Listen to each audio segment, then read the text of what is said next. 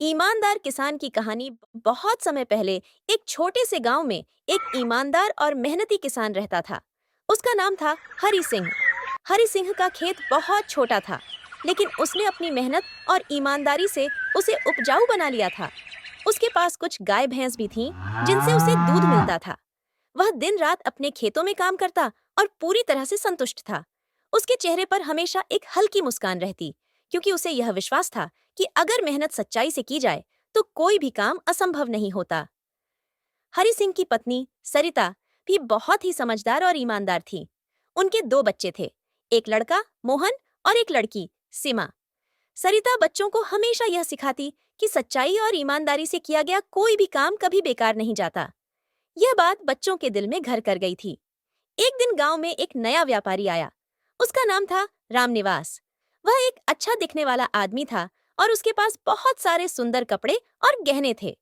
धीरे धीरे उसने गांव के लोगों के बीच एक नाम बना लिया। वह हर किसी से दोस्ती करने की कोशिश करता और अपने सामान को बहुत महंगे दामों पर बेचता। रामनिवास ने एक दिन हरि सिंह से भी मुलाकात की और कहा, भैया हरि, तुम्हारे खेत बहुत अच्छे हैं।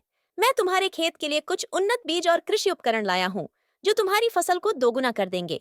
अगर तुम इन्हें खरीदते हो तो तुम्हारा खेत और भी उपजाऊ हो जाएगा। रामनिवास के प्रस्ताव पर हरि सिंह थोड़ा सोच में पड़ गया। उसे लगता था कि यह बहुत अच्छा अवसर हो सकता है, लेकिन उसने हमेशा अपनी माँ बाप से सुना था कि जब तक कोई चीज पूरी तरह से सच्ची ना हो, तब तक उस पर विश्वास नहीं करना चाहिए। फिर उसने रामनिवास से पूछा, यह बीज और उपकरण कितने के हैं? रामनिवास ने जवाब दिया, अभी तुम्हारे लिए खास छूट है। सिर्फ 500 रुपए में तुम्हें यह सब मिल जाएगा। हरि सिंह को यह प्रस्ताव थोड़ा महंगा लगा, लेकिन वह अपनी समझ से काम लेना चाहता था। उसने रामनिवास से कहा, मैं पहले इन बीजों और उपकरणों का कुछ हिस्सा लूंगा और फिर परिणाम देखूंगा। अगर सब ठीक रहा तो फिर पूरा ले लूंगा।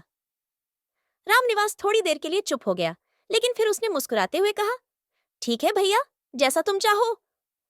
कुछ दिन बाद हरि सिंह ने रामनिवास के द्वारा दिए गए बीजों को अपने खेत में बो दिया, लेकिन अजीब बात यह हुई कि बीजों से फसल बिल्कुल भी नहीं उगी। न तो वह बीज अंकुरित हुए और न ही कोई पौधा उगा। हरि सिंह ने बड़े ध्यान से उन बीजों को सही तरीके से बोया था, लेकिन फिर भी फसल नहीं उगी। उसी दौरान गांव में कुछ और लोग भी रामनिवास से बीज और उपकरण खरीद चुके थे, लेकिन उनकी स्थिति भी वही थी। किसी के खेतों में भी फसल नहीं उगी। अब यह बात धीरे धीरे गांव में फैलने लगी कि रामनिवास ने लोगों को धोखा दिया है। हरि सिंह को जब यह सब पता चला तो उसे बहुत गुस्सा आया, लेकिन उसने अपनी चुप्पी बनाए रखी, क्योंकि वह जानता था कि किसी भी समस्या का समाधान बिना घबराए और सही तरीके से किया जा सकता है। उसने ठान लिया कि वह इस मामले को शांतिपूर्वक सुलझाएगा। एक दिन हरि सिंह ने गांव के सरपंच और गांव के सभी सम्मानित लोगों को बुलाया और उन्हें यह सारी बात बताई। उसने बताया, यह बीज और उपकरण खराब हैं और किसी के काम नहीं आएंगे। हम सबको मिलकर इस धोखाधड़ी के खिलाफ एकजुट होना चाहिए। गांव के लोग हरि सिंह की बातों से सहमत हुए। वे सभी रामनिवास के पास गए और उसकी सच्चाई का खुलासा किया। रामनिवास ने अपनी गलती स्वीकार की और गांव वालों से माफी मांगी।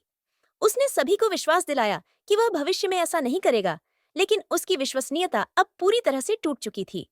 गांव के लोग अब समझ गए थे कि अगर कोई व्यक्ति कोई सामान बेचता है तो उसके प्रति हमेशा सतर्क रहना चाहिए।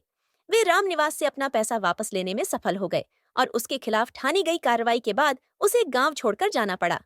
गांव में हरि सिंह की ईमानदारी की बहुत सराहना हुई। इस कहानी से हमें यह सीखने को मिलता है कि ईमानदारी और मेहनत से किसी भी समस्या का समाधान संभव है। हरि सिंह की तरह अगर हम अपनी जिंदगी में सच्चाई और ईमानदारी से काम करें तो न केवल हम अपनी समस्याओं का समाधान पा सकते हैं, बल्कि दूसरों की मदद भी कर सकते हैं। सच हमेशा अंत में जीतता है।